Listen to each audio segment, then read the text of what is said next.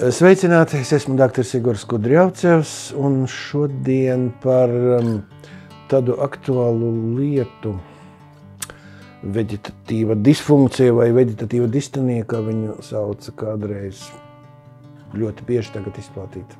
Kas ir uztraukums, trauksme, panikas lēkmes, sirdsklauves, ne no šeit, ne no tā, arī svīšana, arī bezmiegs un emocionāla tāda labilitāte. Tu tagad smējies un uzreiz pēc tam raud. Un nesaprotamas, nepatikamas sajūtas ķermenī un galvenais, kā tā trauksme, tas bailes, nezinu no kā. Nervu sistēma neiztur spriedzi, kas ir tagad, un informatīvu spiedienu.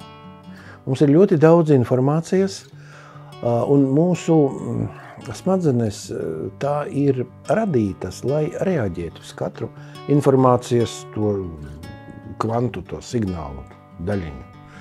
Un kaut varbūt neapzināti, bet tomēr,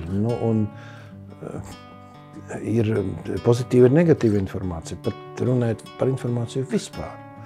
Bet ir tik daudz, kā smadzenes nepaspēja to pārstrādāt. Un, protams, tas viss iespēja nervu sistēmu, kura nav domāta tādām slodzēm. Viņa domāta, lai dzīvot ritmiski, kā sirds režīmā. Sirds strādā un atslābinās.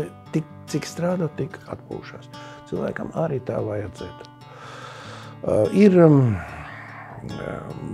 labi rezultāti, kad es kombinēju homeopātiju kopā ar austrumu medicīnu, Ķīnas medicīnu, plus vēl dažām psiholoģiskām metodikām, kā tiešām veiksmīgi atslābināties un atjaunot spēkus.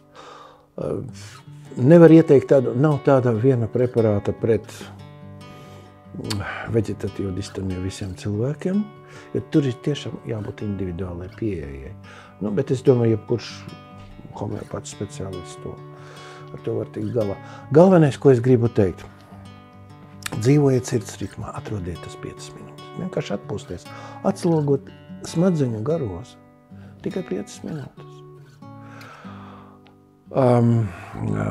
Tajā laikā, kad trūkst spēka, vajadzētu atpūsties. Ja pēkšņi nevar strādāt, nāk miegs, vajadzētu vismaz kaut 5 minūtes pameditēt, pagulēt, ja ir iespēja. Bet ja nav tādas iespējas, vismaz pasēdēt, atslābināties. Ja mūsos ir miers, tad labi arī ir gan veģetatīvai, gan imūnsistēmai. Nepavēlti tagad attīstās tāda zinātne, kas saucas psihoneiroimmunoloģija. Kad viss kārtībā, tad viss kārtībā.